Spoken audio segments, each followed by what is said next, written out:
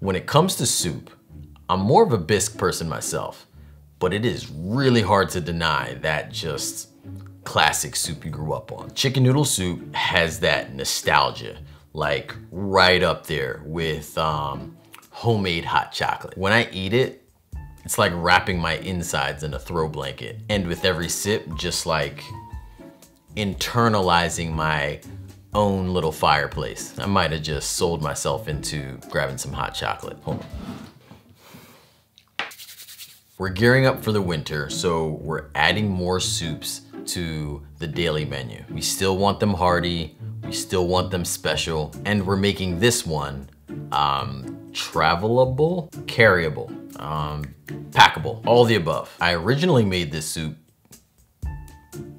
Wait, I got some evidence on my face. I originally made this soup with a longer egg noodle. I've realized I like it more with this egg noodle ribbon thing. The longer noodles made it, you know, harder to travel with as like a thermos kind of soup. But also when sipping on a longer noodle tends to, you know, dance on your face. And when you have a mustache, it seems like your next few meals just so happen to start out with a little chicken noodle soup seasoning. Alternatively, you could always break up the noodles prior to adding them into the pot, or use any smaller noodle variation that suits you. This soup makes a lot of food. Making a large pot, a bit of a necessity here. I'm using a Dutch oven due to its capacity, but also its cast iron body, which retains heat longer. So if I want to make this an hour or so ahead of time, once I circle back, it should still be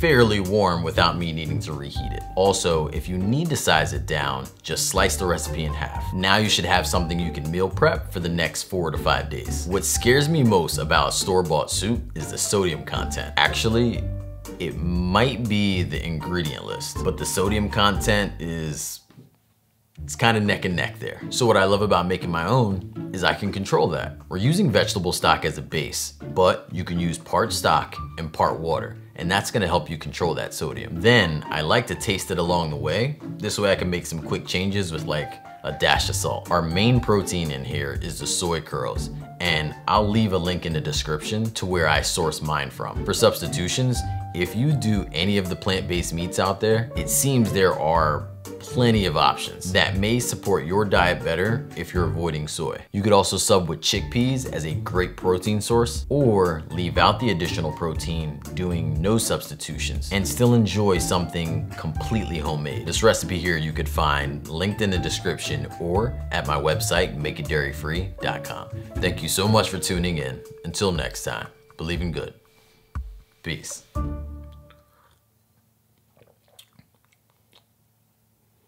Still tastes like hot chocolate.